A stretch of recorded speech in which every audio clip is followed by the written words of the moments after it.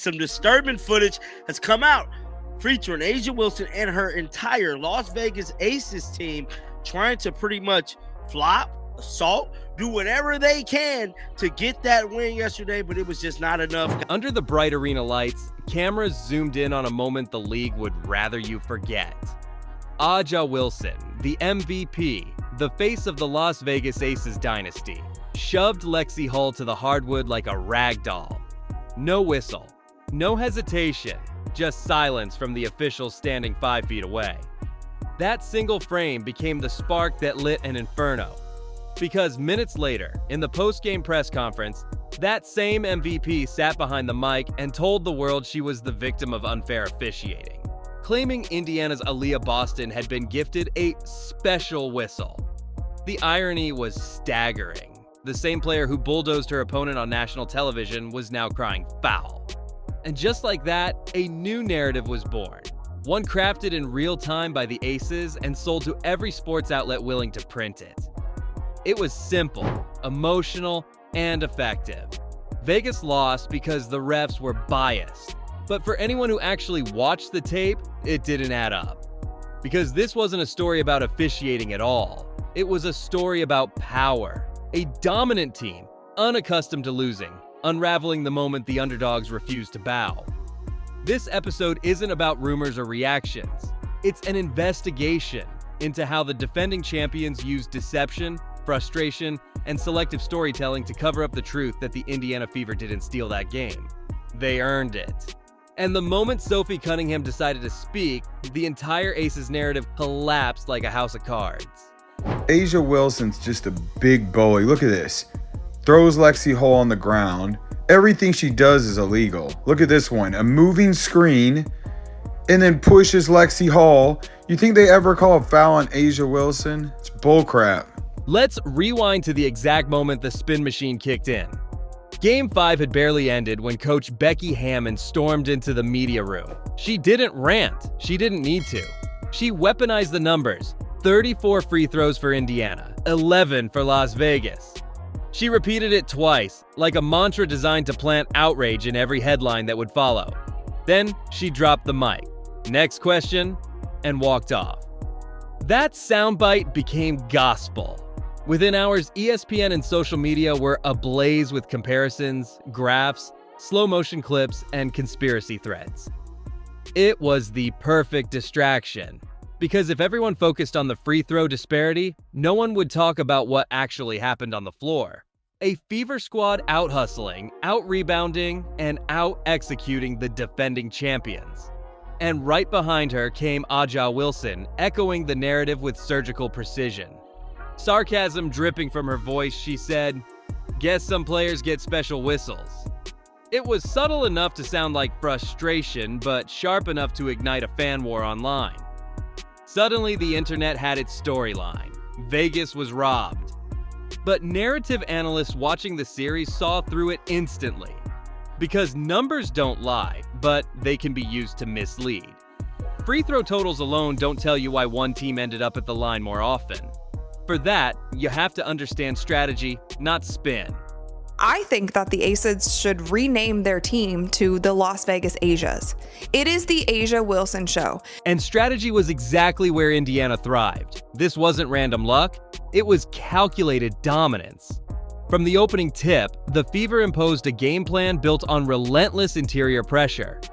While Vegas floated jumpers and settled for mid-range shots, Indiana went straight into the teeth of the defense, pounding the paint, forcing rotations, and daring officials to swallow their whistles.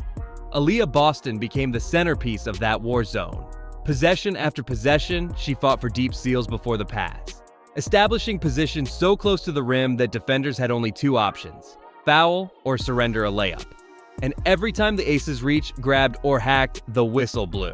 Not out of favoritism, but because Boston's positioning left them no legal alternative.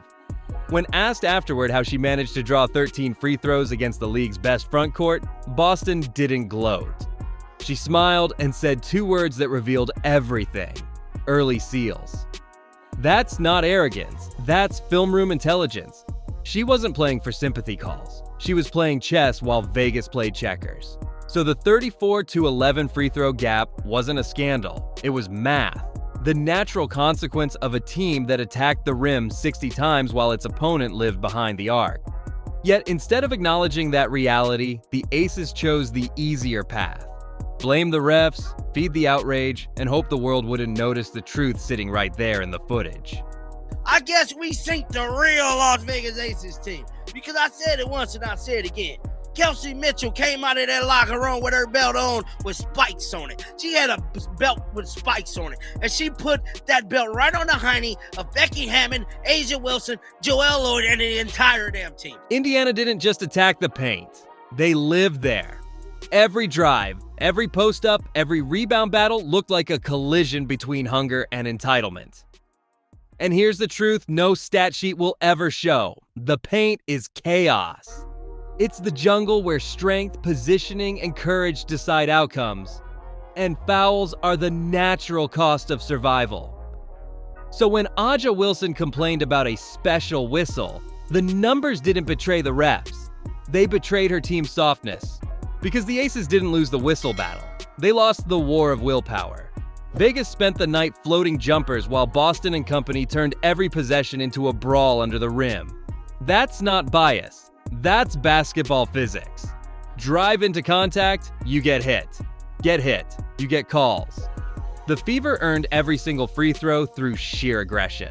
But the moment that exposes the Aces' hypocrisy isn't on the stat sheet. It's on film.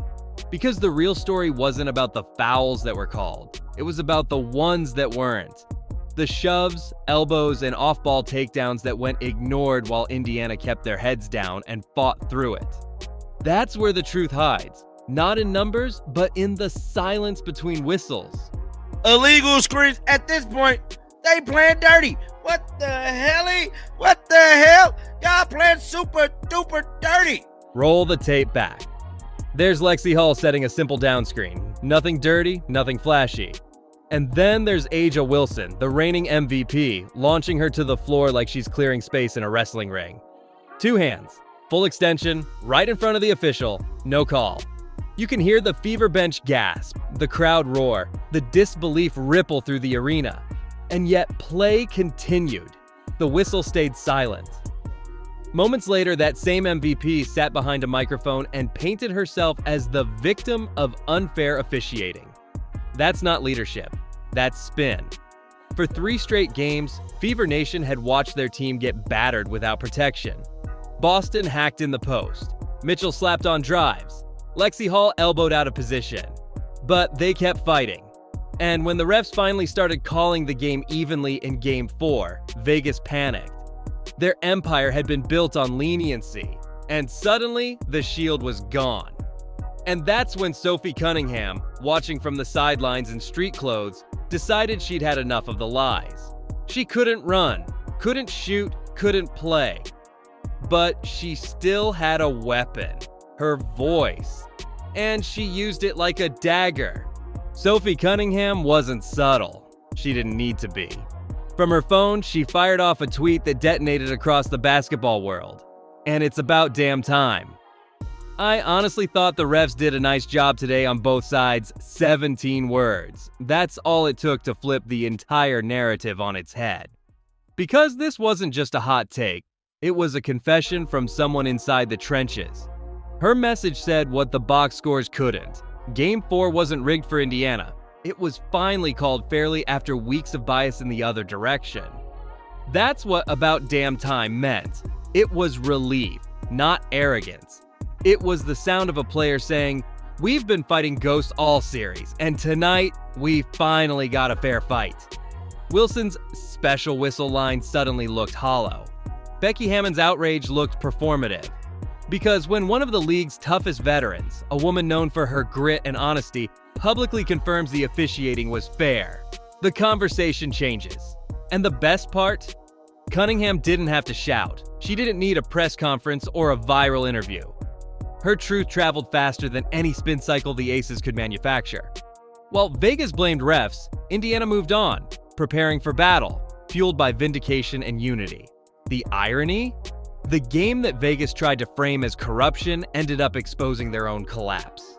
Because the Aces weren't beaten by the whistle, they were beaten by a team that refused to bow. Into A'ja Wilson, like, that's bullcrap. That's not basketball. And then this pathetic foul to start the game off with. But ball never lies. I love when karma happens. Yeah, miss your free throw. The timeout, the whistle, the look on Becky Hammon's face, that split-second realization that she just ended her team's season with a self-inflicted wound. You could feel the air get sucked out of the arena. It wasn't just a coaching error. It was the emotional breaking point of a dynasty that had finally met a team hungrier than they were. The two-time defending champs didn't crumble because of officiating. They imploded because they couldn't handle being hunted. As the Fever bench erupted, Aliyah Wilson stood frozen, expressionless, stunned. Her championship composure cracked wide open. Every narrative she and her coach had tried to build about bias and special whistles disintegrated under the weight of that one moment. The truth didn't need analysis. It played out in real time, in front of millions. A veteran team unraveling while a young underdog seized control of its destiny. That timeout wasn't just a mistake, it was symbolic collapse. It showed what pressure does when you've built your identity on dominance instead of discipline. The Fever had taken the Aces' best shots, absorbed every blow, and never stopped swinging back.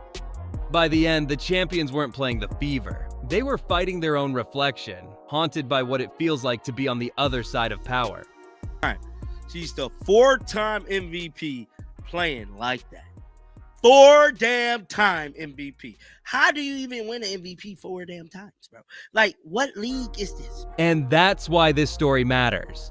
Because it isn't just about a basketball game. It's about the psychology of winning, the ego of champions, and the unstoppable momentum of a young team that refuses to bow. Aliyah Wilson's special whistle complaint will live on as a meme, a punchline, a moment when the Empire tried to gaslight reality and failed. Meanwhile, the Fever walked off the court not just victorious, but validated. They proved they could stare down the league's most decorated roster, take every hit, and still rise from the chaos stronger than before.